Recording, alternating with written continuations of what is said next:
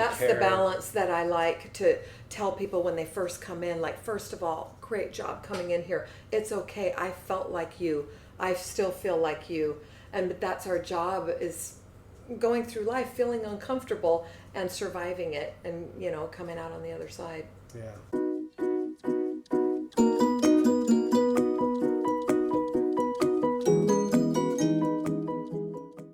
Hey guys, welcome back to KCF Conversations.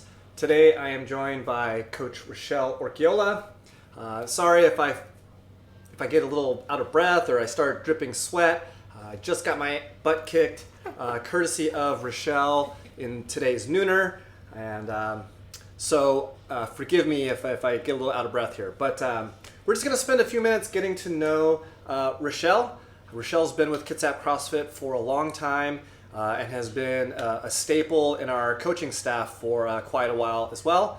And I just want you all to get to know her just a little bit better. So, Rochelle, just start by, let's just go way back. Where are you from? Where'd you grow up?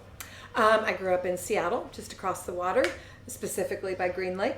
I've had just kind of general fitness in my life. My mom started me young, just running around Green Lake, doing things like that. Then I stayed home for a big chunk of my time with my kids, being little, doing Jane Fonda videos in my basement. Yeah, totally picture Zumba, that. the Y. I just knew, from a physical fitness point of view, that was my sanity as a stay-at-home mom, for sure.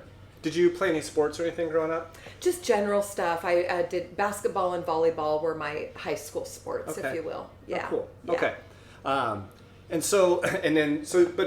So fitness was always a part of your life. Mm-hmm. Fitness was always something that you were a part of, or something. Was it purposeful? Like you had a specific goal, or was it just about being healthy, or was it just about being active? What did fitness mean to you growing up?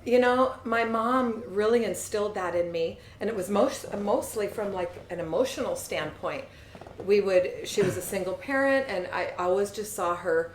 Hey, let's go for a walk. Hey, let's go on a run. Like if your mood was down, that's what she said. Let's go do something and then you'll feel better. So that's just was kind of imprinted in me in a really young age, that when I was feeling weird, that's what I should do. And there wasn't any other explanation other than that. So I, cycled around Green Lake, roller skated. I just knew that was like an outlet for me. Okay. Yeah. Do you have siblings? I don't. It's me, myself, and I. Okay. The three of us. Cool. Really... Now, I do recall that before you started at KCF CrossFit, mm-hmm. you were working at another gym. I was, right? Yeah. Talk to us a little bit about that gym. It was an interesting gym, right? It was a great little opportunity for me. Because I wanted to help people, and it was kind of a stepping stone to come here. But it was a circuit style gym. It was called 123 Fit, where clients. You took them through their journey the first time around, getting them familiar with machines, doing things that we called sprint bursts, different things like that, a little bit of side private training, and a lot of like in-body style stuff, helping them with a package. So it was very basic and very simple, but it was intimate, it was small. So I got, close to a lot of the members, and then it closed down. Yeah. Right, and that was shortly after you started here, or was that before you started here? Yeah, so I was working out here for maybe a year or two. That's right. And then I was just, And the owner of that place actually started working out here, Yeah, right? he was working out here too, yeah. Okay, so you had, obviously you worked out a lot, or you exercised, let's say you exercised a lot throughout your whole life. Yeah. And then you worked at a gym. Mm-hmm. And then what brought you in here? What brought you to KCF CrossFit? Well, specifically my son. You were across the water doing seminar in Seattle. This was 10 years ago. And my son took a training from you. Oh. And he said, Mom, you have to meet this guy, Dan. And I was just like, I'm not meeting some guy named Dan, and doing this intro, if you will, because he said it was one-on-one, just doing a thing. So I waited and hemmed and hawed, and he kept texting me, Dan's waiting for you, because he had made an appointment and I didn't know about it. So long story short, I did come in for my intro when we were a tiny little gym, and I was scared shitless, but I did it. And then I thought, okay, I'm going to just do this thing. My son was home for the summer. Yeah. And then he was going into ranger school. So I said, tapping out when he's done, but I will come and be with my son. If your son wants you to work out, you should. So I did. And then he went to ranger school. And damn it, I met a bunch of really cool people, and I just couldn't leave. I couldn't leave. I got hooked. Really bad. So it's so funny. I'll never forget that time when Anthony came in and started with us. And I didn't realize that he went to a level 1. I don't know if you were coaching. Okay.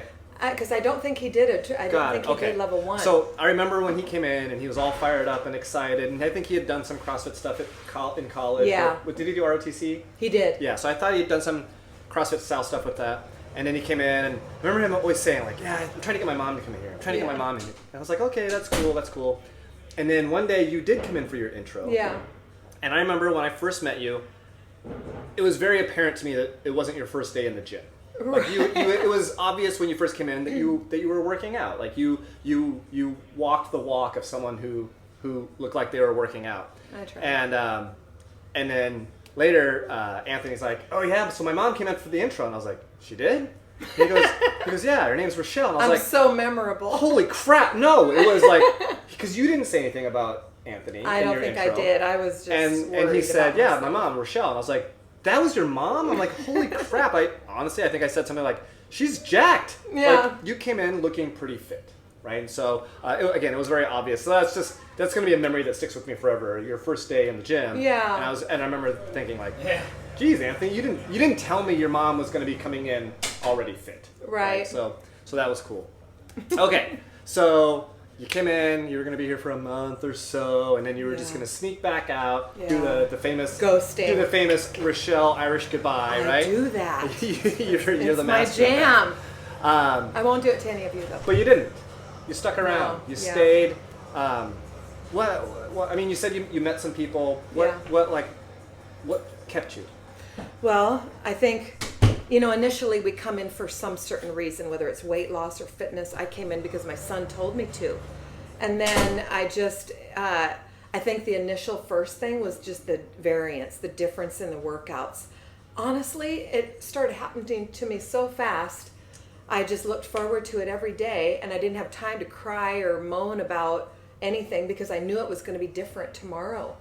And then, one of my first workouts was like some death by running with Kirsten Murray, and I mean back in the day, and the encouragement of people, that just really tripped me out because I've been in class settings before, but nobody cheered for you or said anything personal really unless you met them after. So that piece, so the variance in the workouts and the camaraderie with people actually talking to me or encouraging me, that was really cool. Yeah. And because I don't remember, every day like, oh, I'm out of here. No, it was pretty quick that I got really sucked in.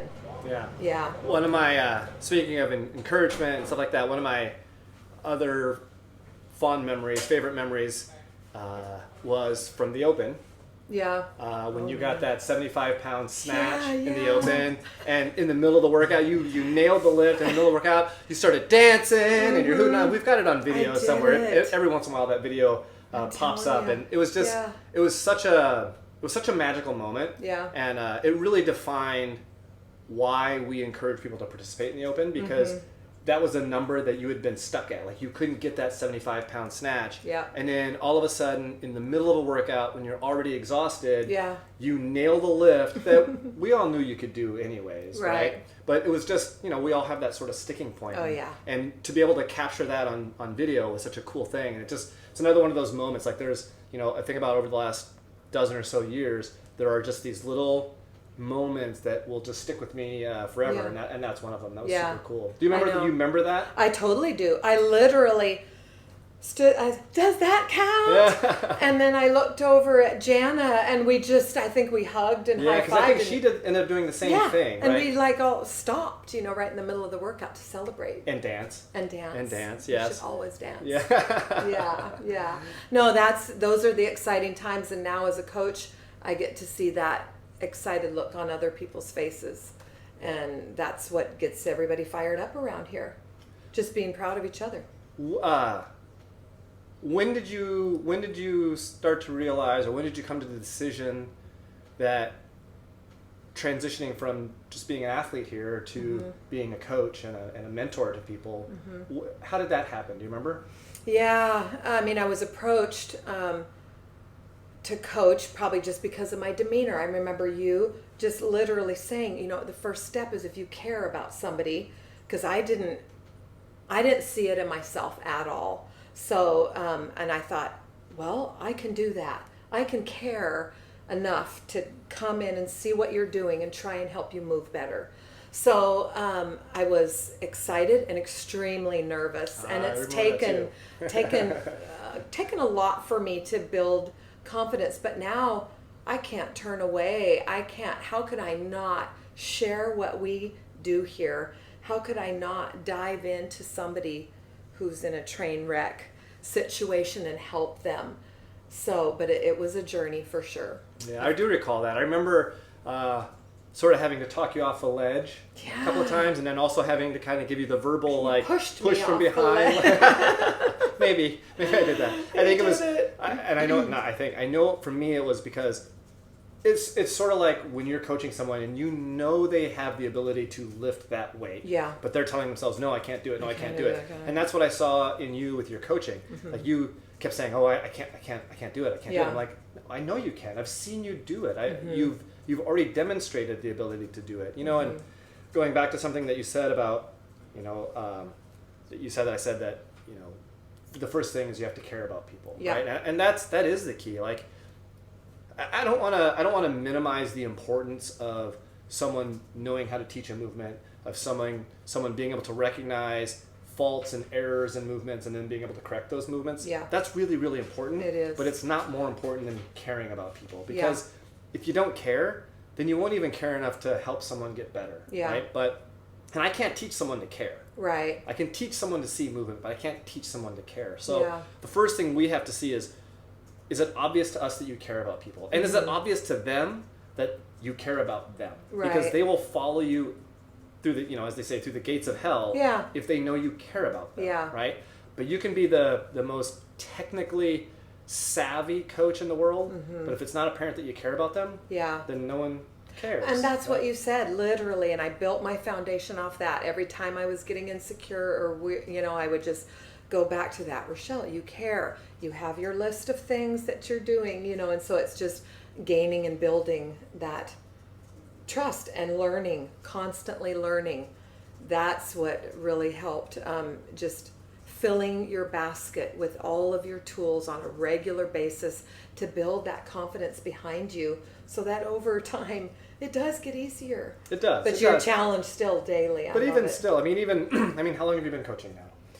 Just a little over 5 years. Right. It feels like a lot longer. It does, but do you still get nervous when you coach a class? I do, and I think that's good. Absolutely. I even tell members, or that are getting ready for a workout, you got that little feeling, and you've said that a lot. That'd be weird if you weren't nervous. I was nervous right before the start. You asked me, you were like, Dan, are you ready for this? And I paused. Right? Yeah. I didn't jump right in and be like, yeah, Rochelle, start that clock. I can't wait to do these box jumps and bike and sumo high pulls. Like, no. So having, you guys have trained me to having that humble feeling, having that nervousness feeling, and being yourself, sharing that. Or, also never let them see you sweat. But it's okay to be yourself and fumble a little, because that's your personality can come out. And then you can get through that, so yeah. I think those are important skills, like, not as skills, but traits, right? Humility obviously is huge. I think nobody's perfect. Yeah. And I think it's important for people to see that we have imperfections, we make mistakes. Yeah. But that doesn't mean it has to be the end of the world. Right. And so to me, again, those are key qualities of a coach. That's the balance that I like to tell people when they first come in. Like, first of all, great job coming in here. It's okay. I felt like you. I still feel like you. And that's our job, is going through life feeling uncomfortable and surviving it, and coming out on the other side. Yeah. So it's okay. Now, you coach a variety of different classes here. You coach teens, you coach our adults classes, you even coach kids a few times, right? But I think where you've really made a name for yourself is in coaching our Legends group. I love our right? Legends. I'm going to be one. And our Legends love you. And that's a class that's a group that takes a I don't know how I want to say it. Like I don't want to say it like takes a special skill, but it's definitely there are some challenges in coaching that group that you might not see in coaching other groups. Yeah. What is it about that group that just draws you in so much? I like that personal, intimate part. Yes, big general classes are super fun, really hyped up, but it's a lot quicker pace and you just they follow along. I'm not saying that Legends are there. It's different, kind of like kids.